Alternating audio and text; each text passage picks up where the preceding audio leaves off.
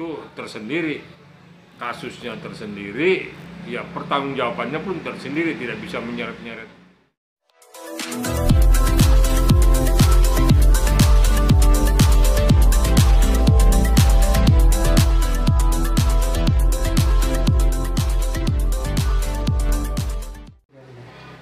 Ya, memang kasus ini menarik ya, karena korbannya juga banyak ya.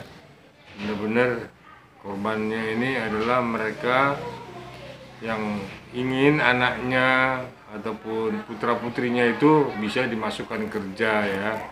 Ada yang sampai jual sawahnya, jual tanahnya, dan jual segala macam propertinya untuk kepentingan si anak dalam memasukkan anak bisa menjadi ASN. Ternyata dari semua yang melaporkan itu, kalau kita lihat ya, artinya saya pun sebagai praktisi hukum melihat ini ya, memang putusan ini tidak setimpal ya. Tapi itu kan semua ada pada keyakinan majelis hakim yang memutus ya. Nah, dengan diputus 3 tahun itu sebenarnya memang putusan yang sangat ringan, karena korbannya ini ratusan orang, dan memang juga menyangkut orang-orang yang memang rakyat kecil ya, rakyat yang memang kepingin anaknya itu menjadi ASN.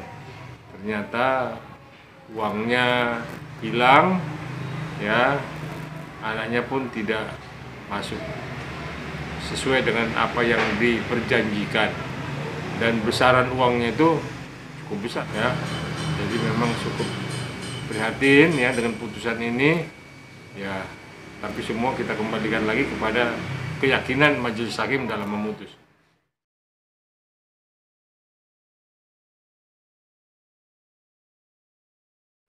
Nah, entah seperti apa ya, akhirnya memang putusan ini memang kalau secara hukum ya, saya lihat memang tidak setimpal ya, karena korbannya begitu banyak. Dengan diputus 3 tahun itu 36 bulan, saya pikir putusan sangat ringan ya. Mungkin di sini kepiawaiannya dari kuasa hukum ya dalam membela seseorang ya, dan dalam juga pasal-pasal yang memang dilanggar. Di sini kan jelas ada pemalsuan, penipuan, penggelapan. Nah, dari 3 pasal berlapis ini saja sebenarnya ancamannya sudah cukup tinggi ya. Nah, ini mungkin juga memang JPU-nya menuntutnya ringan, dan majelis hakim menuntutnya tidak terlalu tinggi ataupun di bawah daripada tuntutan JPU. Kenapa majelis memutus 3 tahun? Karena memang JPU udah menuntutnya 3,5 tahun. Ya, artinya kalau majelis hakim memutus 3 tahun itu udah mendekati daripada tuntutan jaksa.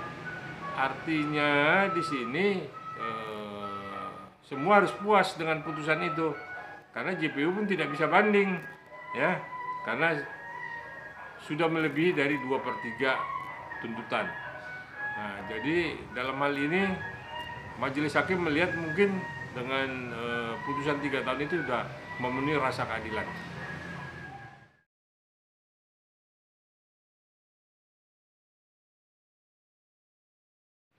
Dengan Ibu Nia sendiri nggak ada kaitannya, artinya mau digugat material kerugian perdata pun nggak bisa kalau dengan Bu Nia ya. Tapi mungkin dengan suaminya OI sendiri ataupun OI sendiri bisa aja digugat perdata agar kerugian material itu memang bisa dikembalikan ya, misalnya dengan menyita rumahnya ataupun menyita propertinya melalui pengadilan, itu mungkin bisa ya. Tapi kalau dengan Ibu Nia sendiri nggak ada kaitannya, tidak ada relevansinya, jadi akan bahan tertawaan. Meskipun dari pihak korban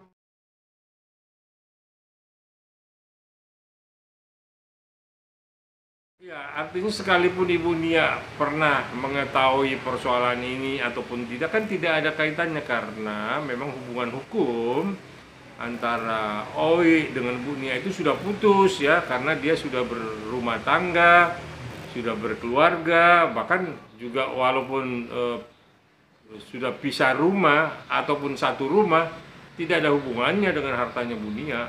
Ya, itu tersendiri, kasusnya tersendiri, ya pertanggungjawabannya pun tersendiri, tidak bisa menyeret-nyeret orang tuanya ataupun saudara-saudara lainnya.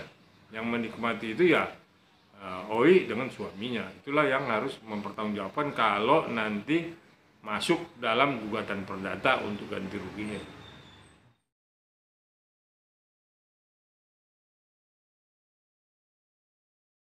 Ya, jadi itu tadi ya, kembali lagi kepada kasus-kasus seperti percaloan untuk masuk ASN ya, masuk menjadi aparat sipil negara itu ya, itu memang setiap tahun ya, dan setiap ada muncul penerimaan itu selalu muncul oknum ya, muncul oknum-oknum yang mengaku bisa memasukkan seseorang menjadi pegawai ASN dengan imbalan uang tertentu ya, dengan nominal-nominal tertentu dia bisa menjanjikan bahwa orang ini bisa masuk.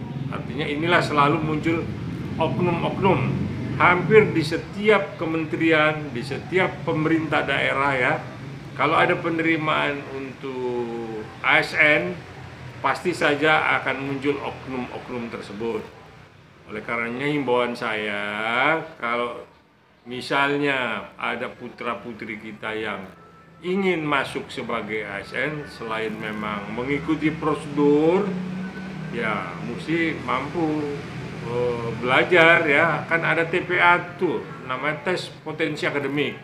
Itu dibeli bukunya, dipelajari, mungkin dari situ pun bisa membantu kepada putra-putrinya untuk mungkin lolos tanpa mengeluarkan pungutan-pungutan liar ya. Saya bilanglah ini pungutan-pungutan liar dalam jumlah tertentu yang selalu dilakukan oknum pada setiap tahunnya. Itulah himbauan saya, karena memang animo ingin masuk ASN, karena kalau masuk ASN itu merasa orang tua itu sudah yakin, sekalipun kecil gajinya tetapi yakin bahwa setiap bulan itu ada pendapatan untuk menghidupi keluarga ataupun suami istri itu. Jangan lupa ya di subscribe dan nyalakan lonceng notifikasinya.